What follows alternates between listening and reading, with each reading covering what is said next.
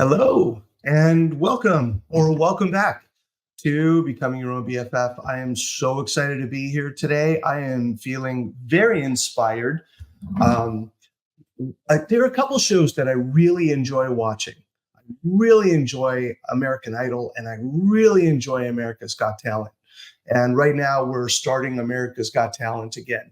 And I saw an act last week that just blew me away and inspired me. And because of this, I came up with this topic and I've been thinking about it for a few days and how I want to talk about this and why it's important, why this is important for your own personal growth and development. And it's a very simple word, and all of us have it, although some of us don't know we have it. But now it's time to really focus on this. This is your task for this week, to focus on courage. This is one of those things that a lot of people feel like, oh, I don't have any courage, or oh, I lack courage. And the real truth is you don't. You have it. You stifle it, maybe. You deny it. You let the fear overtake your courage. And now it's time. Today, right now, it is time to make the decision. Look in the mirror. Well, not if you're driving. Look in the mirror when you can, when it's safe, and just say to yourself, I want to find my courage. And the number one thing that gets in the way of people's courage is fear. And one of the things that I've learned, and it's one of my favorite sayings, I actually came up with this years ago, that courage is not the absence of fear. Courage is action in the face of fear. And a lot of the things that we do in order to improve comes with courage. You know, when you started walking, you didn't even think about it. You had that courage. You were encouraged by your parents, caregivers, whoever it was that helped you learn how to walk. At the beginning, it was difficult. You were wobbly. You were wondering. You fell down a lot. That's the thing. When we attempt new things, we fall down. But the courage is when you get back up and do it again. And we keep at it and we keep at it and we do better. And we take our first step and we fall, and then we stand up and we take another step and two steps, and then we fall and then we get up. And every time we do that, it takes courage. But we're too young to have those voices in our head yet that says, oh my God, what if I fall? What if I hurt myself? What if I look like a fool? What if, and you do all these negative self-talk things to yourself. But when we're infants, when we're babies, we don't have that. So we take that next step. So we do that next thing. So we learn how to eat food by ourselves. We learn all of these things. Learning the alphabet. You didn't just pick it up all at once. It took time to learn the rhythm and the cadence and the sequence. And it took time to do that. And yes, you made mistakes. But sooner or later, you got it. And that was courage. Anytime we do something that's new or different, it takes courage. Every time we stand up for ourselves, it takes courage. Anytime we say, no, I don't appreciate you speaking to me that way, that's courage. Anytime we stand up for a friend or stand up for a group of people. You know, I heard someone the other day say something that I felt was racist. And I said something to him. I said, you know, that's not really cool, man. I don't really appreciate you hearing you talk like that. So we stand up and do that, and it takes courage. And the thing about courage, for some people, it comes easier to others, but we all have the capability. Some people, it seems like, wow, how do they just do that? How do they get in a Formula One race car and go 200 miles an hour around that track with all these people around them? That takes courage. I can't even get up in front of a room and speak to 50 people, let alone be in a race car or speak to 1,000 or be on stage in front of 20,000 people. That takes courage. Every time Taylor Swift gets up on stage, that takes courage. But she practices and practices and practices so that those fear things might be there, but the courage takes over. Every time I get on stage to do a presentation, I feel fear. I say that to people sometimes. I'll say, what percentage of the time when I get on stage to do a presentation or when I do one of these, What percentage of the time do I feel fear? And the answer is 100%. I do. You know, when I start every single episode, there's that voice. I hope you don't mess up. What if it comes out the wrong way? And then I think, well, just, I can stop it and do it again. But I've only done that twice. In all the time I've been doing this, only 2 times have I stopped the recording to do another one, because I want to make mistakes, because it shows you that you can make mistakes and just keep going.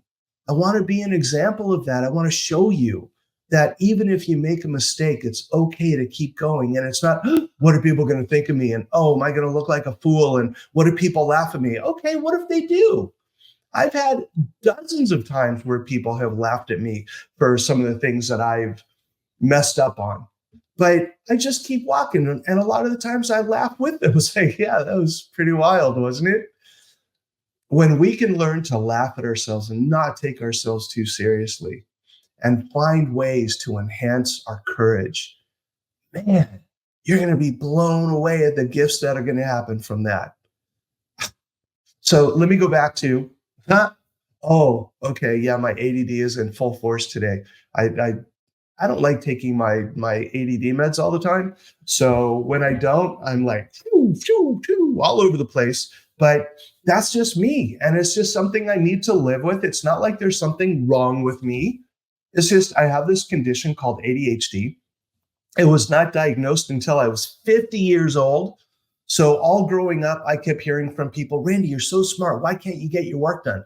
Randy, God, you do so well when you put your mind to it. Why don't you just do better?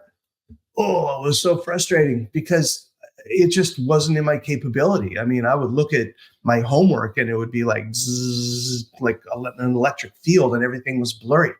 So it was really difficult for me. So when I finally got the evaluation and the psychiatrist said, I got to tell you, I've been doing this for a long time. You have one of the most severe cases of ADHD I've ever seen. It's like, woo, yay, I'm in the top 10%. Lucky me. But it's just something I need to deal with. And if I let it be an obstacle, then it's going to keep me back. But if I accept it for what it is, I can move through it. And I have the courage to do that today. So let's get back to what I was talking about and the America's Got Talent thing that I started with, but I'm kind of, I'm just being myself.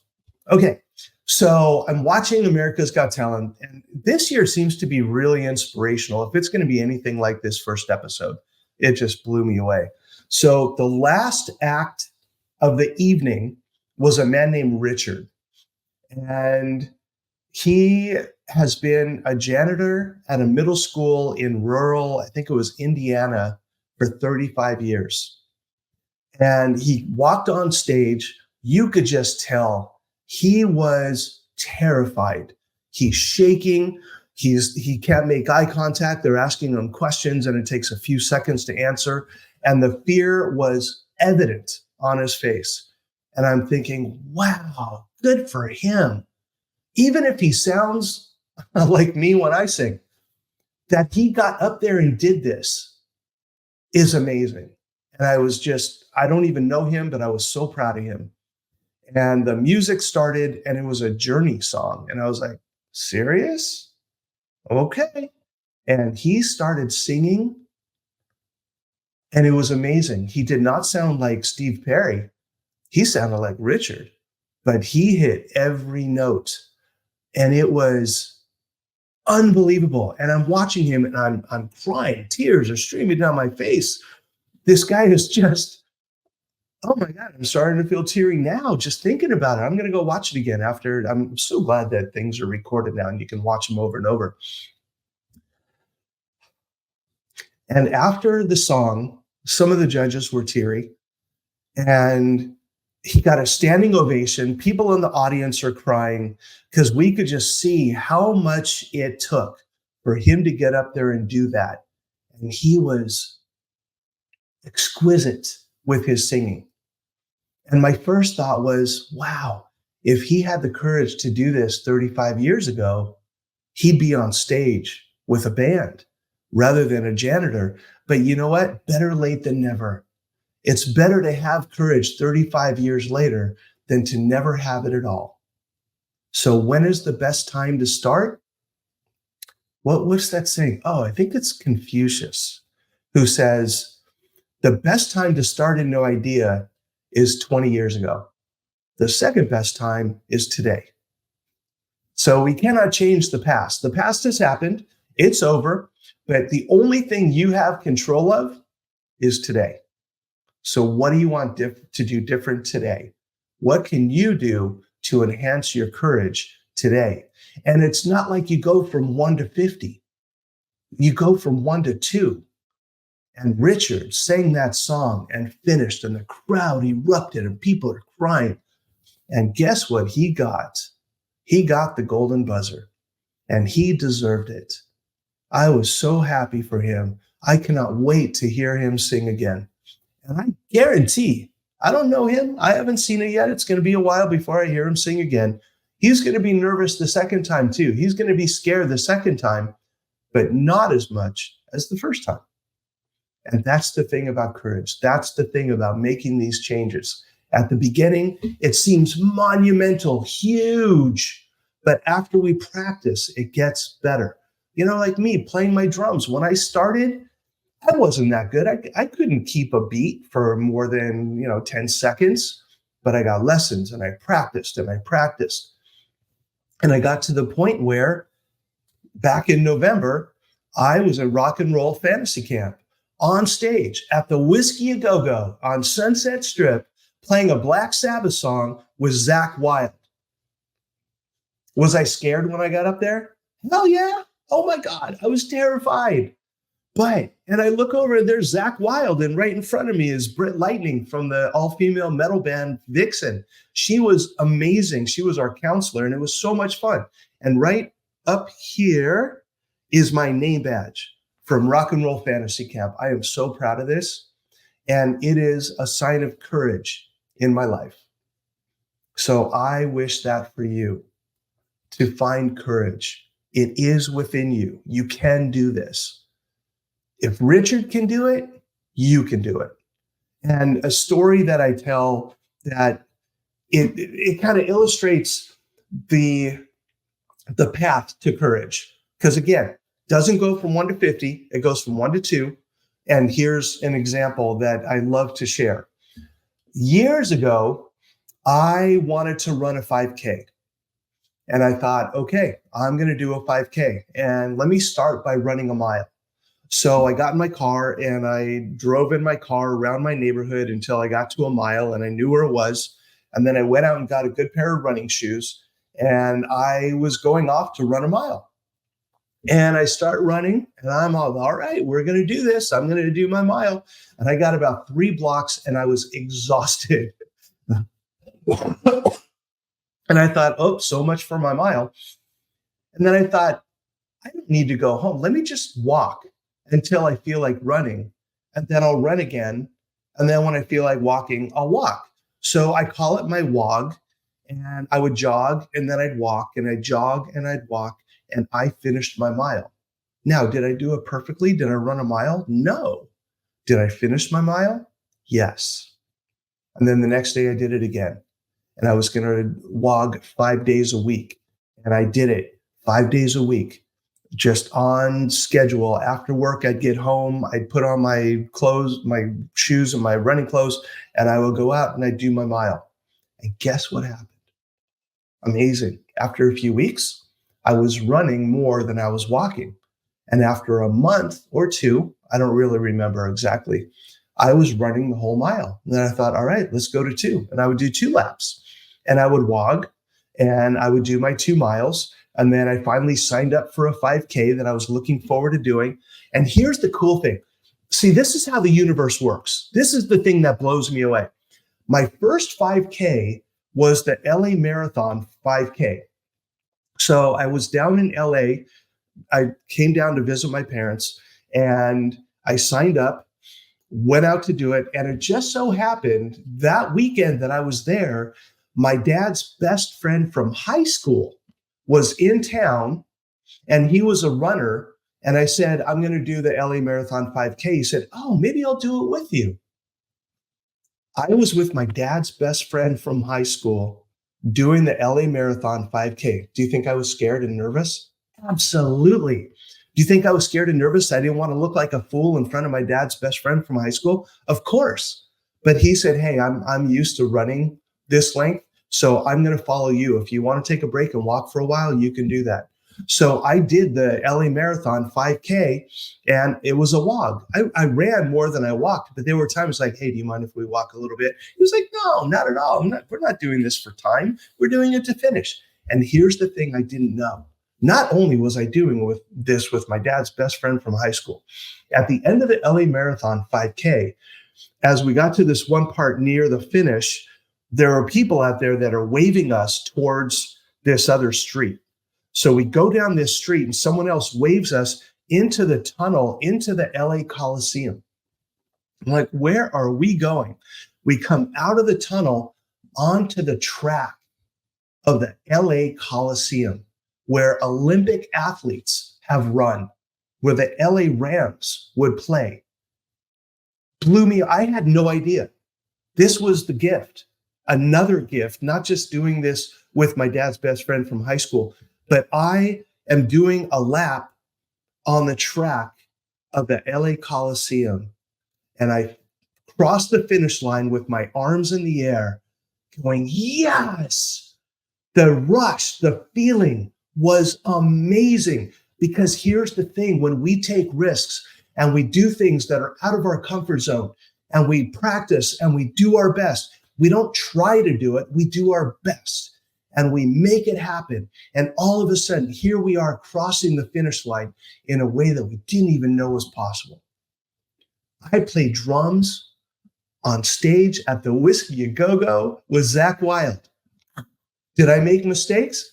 Yes, absolutely. There was one time I messed up this one part. Zach looked at me and I was like, and I just kept playing because I'm not a professional musician.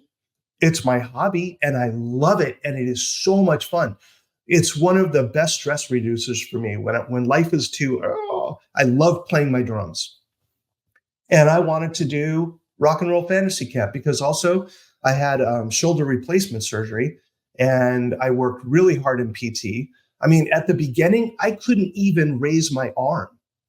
But after months of PT and after I went to my appointment with my doctor a year later, he said, all right, let's see how it's doing. Raise your arm over your head. I said, like that? He went, whoa, yeah, like that. He said, how about behind your back? I said, oh, like that? Wow, you've been working really hard, haven't you? I said, yeah. And that's when I treated myself to go to Rock and Roll Fantasy Camp. And I got to play drums next to Mike Portnoy, who's like one of my favorite drummers of all time. He's my fourth favorite drummer.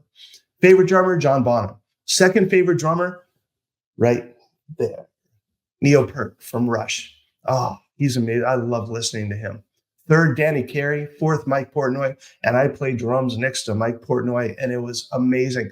Did I make mistakes? Yes. If you ever have a chance, I don't think I'm going to put the video online, but I made mistakes. I messed up in a lot of places, but was it okay? Absolutely. You know why? Because the whole goal was to play drums next to Mike Portnoy. It didn't matter if I made mistakes or not. We are going to make mistakes in life. We are going to blow it at times. But that thought of, what are people going to think of me? The next thought, who cares? Just go do it. Have fun. Enjoy. Find the courage to do whatever you want to do. You want to talk courage. This last week, I just picked up my 40-year medallion from 12-step programs. 40 years I've been sober. I have not had a mind-altering substance in 4 decades. Blows me away to even say that because I remember at the beginning when I started, I remember one of my first meetings, someone got up and got a 90-day chip. And I was like, 3 months in a row? Oh my God, I don't know if I can do that. But I took it one step at a time, one day at a time. And all of a sudden I had 90 days and then 6 months and a year and 2 years and 5 years and 10 years. What? It takes courage. because it would have been really, really easy at any time to say, screw it, I'm just going to go get high, because that disease is really, really powerful. But not today. Today, I have the courage to keep going. And today I have an awesome day in front of me. And I'm so glad that I got to start it here with you. And I wish you all the happiness in the world. I wish for you joy unlike you've ever known. And how you get that is through courage. That is one of the key components. Courage and gratitude, finding gratitude in the things that are happening in your life. If it can happen for me, it can happen for you. There's no magic anything out there. It's just taking that one step after the next in order to find the courage, in order to find peace of mind, in order to do the things that you want to do for yourself. So, how we doing? Yep. That's it for today. I hope you got something out of this. I know I did. God, I love doing these. They're so much fun for me. And I'm starting to get comments and emails, and you have no idea how much I appreciate that. So thank you. Keep them coming. And I look forward to being here with you next week when we get to do this again. And we'll see what the next one is. I have no idea at this point. I'll figure it out as I go along. So have a good one. Enjoy. And I wish you all the peace and love and happiness that you can muster for yourself. And I'll see you again. Take care. Bye.